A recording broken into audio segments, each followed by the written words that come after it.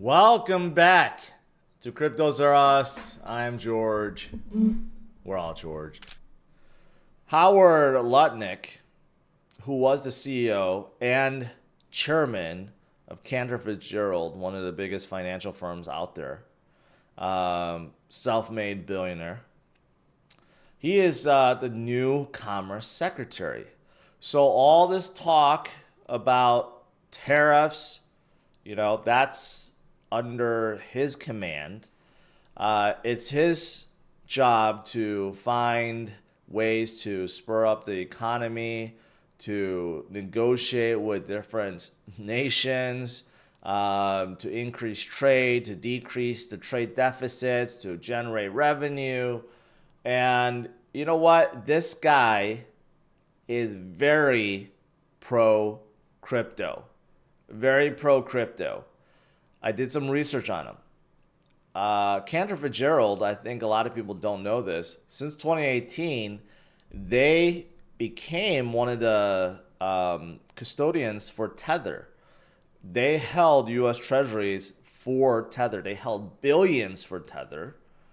So that's number one. Number two, Howard himself has gone and done interviews where he has said he himself have hundreds of millions of dollars of exposure to Bitcoin. And, that could be physical Bitcoin. That could be, futures. It could be ETFs. It could be Grayscale Trust from back in the day. This guy is very involved with crypto. And of course, Trump wants to go all in with crypto. So appointing this guy as a new Commerce Secretary makes a whole lot of sense. This guy knows money. He knows how to make money. He's going to do a lot for the country. And I think he's going to do a lot for crypto. So this is part of that Bitcoin boom that is being created in this country going forward. So looking forward to it. This is just one of many appointees that is pro crypto, right? Again, we're going full circle here from all these positions that had people that were very anti-crypto to now pro-crypto. It's a major shift, really quick shift. And that's why I remain, one of the big reasons why I remain very bullish about this year, about this cycle, no matter what's happening near term, all the distractions that we've been having, all the uncertainty we've been having, it doesn't make me any less bullish, because when you put it all together, when you look at what's happening behind the scenes and how the landscape is changing, I know things are going to get better, and there will be the whole ecosystem and Bitcoin will be much stronger in the coming years than they were years past. So I'm looking forward to it. So there's this scenario that Bitcoin can dip down to 77,000 because there's a CME gap. So I covered this a few days ago, including yesterday, when people were very, very scared. And you know what? Almost everyone agrees. Even if that happened, the bull run would not be over. The bull run will still continue forward. And everyone here that lived through 2021 cycle will know that. I'll show you why. Anyone that lived through 2021 will know that FTX, SBF caused a huge dip in 2021.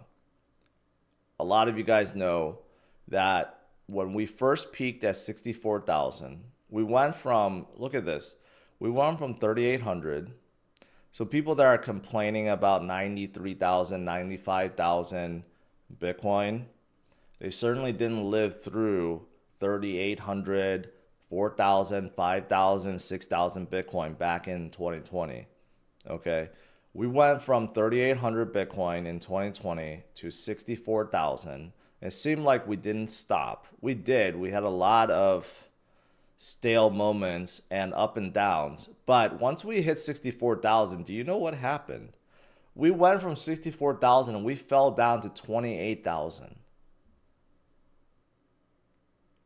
Do the math on that. 64,000 to 28,000. That's more than a 50% drop. That was within months. We fell from 64,000 to 28,000. People thought the bull run was over. Okay, that was all due to FTX manipulation. And then guess what? We went from 28,000, went back to 64,000, and we made a new high of 69,000. Granted, we didn't go up anymore. A lot of people, including myself, thought we were going to hit 100,000, but that's when the Fed started saying that they're going to start increasing rates, and that's why the bull run got cut short. But that goes to show you, even with a 50% drop, the bull run was not cut short. It still came back and made a new high, right? So even if this happened, we dropped to 77K. It's certainly not a 50% drop. If we were doing a 50% drop, we would be dropping down to the 40s. And if that happened, that is a sign to go pretty much all in. You bet the farm and you go all in at that point. But if we did fall to 77K because we had to hit that CME, fill that CME gap and came back, you know what? So be it. Okay? That doesn't mean things are over. We have seen periods like that before. But in my opinion, that doesn't need to happen. The CME gap thing, it's just kind of like, I don't know. It's one of those phenomenon that sometimes it happens, sometimes it doesn't. There's other gaps that hasn't been filled. People, tend to focus on the ones that are close and think that they will fill. Sometimes they do, sometimes they don't. But all these gaps come out. There's some on the top side that we haven't filled either. So, in my opinion, you know what? We're just in one of these accumulation stages. And we have gone through them many, many, many times. Right now, we're going through one. It seems like the one we're in is forever. That we haven't seen like this accumulation stage like this forever. Guess what? Yes, we have. Last year, we saw that. The year before that, we saw that. The year before that, we saw it.